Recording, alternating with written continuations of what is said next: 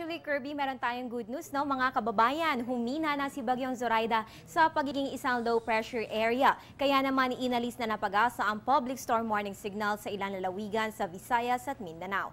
2 p.m. namataan po ang low pressure area na ito sa vicinity ng San Francisco, Agusan del Sur o 40 kilometers west-northwest ng hinatuan Surigao del Sur. So ayan, kahit papano'y good news ito para sa atin at makakapag-focus tayo ngayon sa epektong dinulot ni Yolanda. Ganun pa man sa ating localized weather update, kasalukuyan po nakaranas na moderate to heavy rains ang gitna at silangang Kabisayaan, Northern Mindanao, Zamboanga Peninsula. Ang mga pagulang ito ay inaasahan magpapatuloy sa susunod na 6 hanggang 12 oras. Inaasahan naman na patuloy ang mahihina hanggang katamtamang pagulan sa may natitirang bahagi ng Visayas at Mindanao. At yan po ang detalyeng nakasaad sa final weather bulletin na inilabas sa Pag-asa ngayong hapon. Magbabalik kami makalipas ang isang paalala.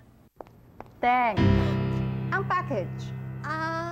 Ma'am, sabi ng Air 21 on the road na. Ano, Teng? Ang package. Ma'am, sabi ng Air 21 na receive na.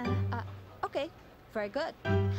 Basta padala, sagot ka ng Air 21. May real-time delivery updates via text para worry-free ka. Teng, ang package, napadala mo na? Yes, ma'am, sa Air 21. Sa Air 21, sagot ko, padala mo!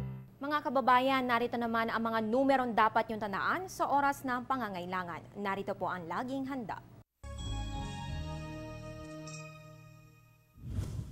Mga numerong dapat tandaan sa oras ng kalamidad. Pag-asa 433-8526.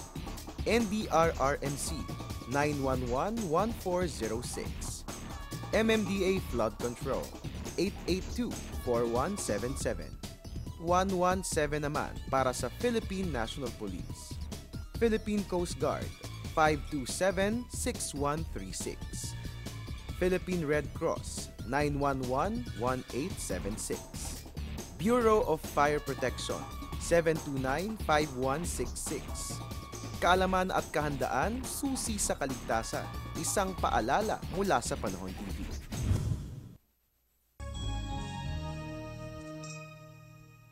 Ang programang ito ay hatid sa inyo ng Air 21.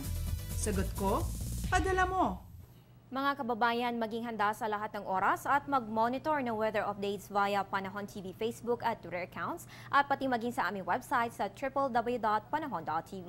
Ang update na ito ay hatid sa inyo ng Panahon TV Express kung saan walang pinipiling panahon ang pagbibigay impormasyon. Ako po ang inyong weather girl April Enerio para sa Telebisyon ng Bayan.